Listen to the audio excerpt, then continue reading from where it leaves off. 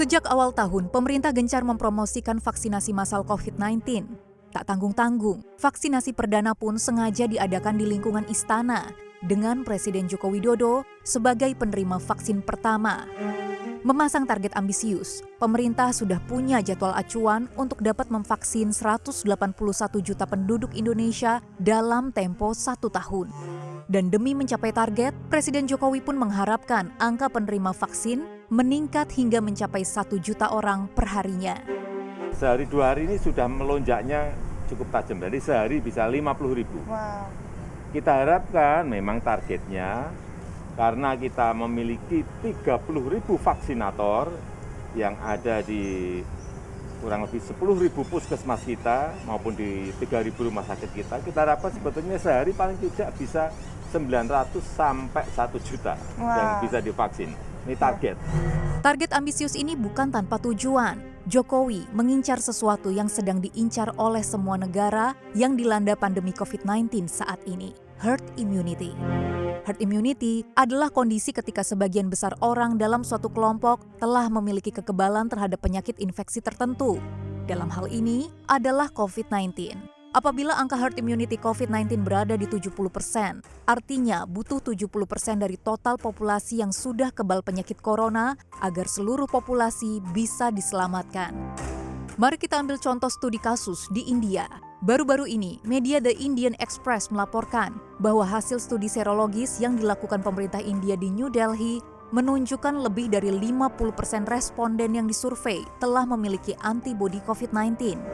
Ini merupakan angka tertinggi sejak ibu kota India tersebut mengadakan survei per Agustus lalu. Dan jika diteliti lebih lanjut, meskipun negeri Bollywood telah mencatatkan lebih dari 10 juta kasus, namun telah terjadi penurunan kasus harian secara drastis, yang pada September lalu mencapai hampir 100.000 kasus per hari. Angka kematiannya pun hanya tinggal 1%. Padahal tidak ada perubahan signifikan dalam protokol kesehatan warganya.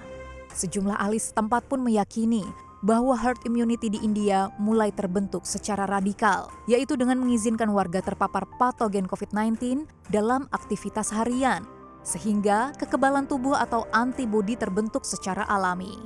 Hal ini dipandang akan sukses dengan ditambahkannya vaksinasi massal. Namun di Indonesia, pemerintah tak mau menempuh jalur yang radikal dalam mewujudkan herd immunity. Vaksin gratis bagi warga diharap menjadi solusi, meskipun tentunya akan menghadapi sejumlah tantangan. Di antaranya adalah ketersediaan stok. Kita sudah ketahui akan ada gap tentunya pemenuhan vaksin secara global dibandingkan kebutuhan global juga untuk seluruh negara.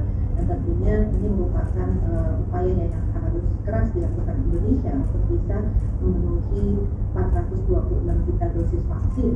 Lembaga konsultan manajemen global McKinsey & Company sempat memperkirakan bahwa produksi vaksin sejak 2020 hingga akhir 2021 pada 11 perusahaan mencapai 8,4 miliar dosis.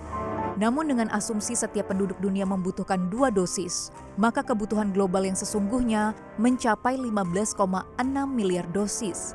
Lalu, siapa yang dapat menjamin bahwa dalam gap vaksin yang hilang tersebut, kuota Indonesia tak termasuk di dalamnya?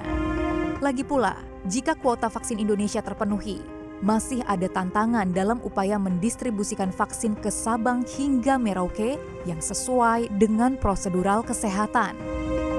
Target pemberian vaksin ini memang menjadi masalah atau kendala tersendiri karena luasnya wilayah negara kita.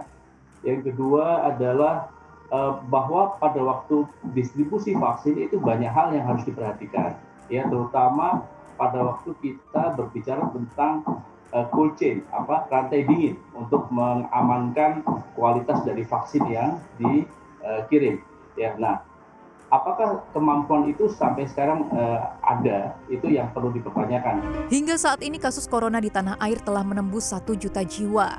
Jika dilihat dari kasus harian, angkanya masih terus meningkat. Tingkat kasus positif yang tinggi menjadi bukti bahwa Indonesia masih terjerat dengan pandemi yang semakin merajalela. Bahkan jika dibandingkan dengan India, angka positivity rate atau tingkat penularan virus di Indonesia sangat mengkhawatirkan, menembus 30% ketimbang India yang sudah di bawah 2%. Harapan kini ditumpukan pada distribusi vaksin COVID-19 yang semoga saja berbuah manis demi memulihkan ekonomi negeri agar bisa bangkit lagi. Tim Liputan CNBC Indonesia.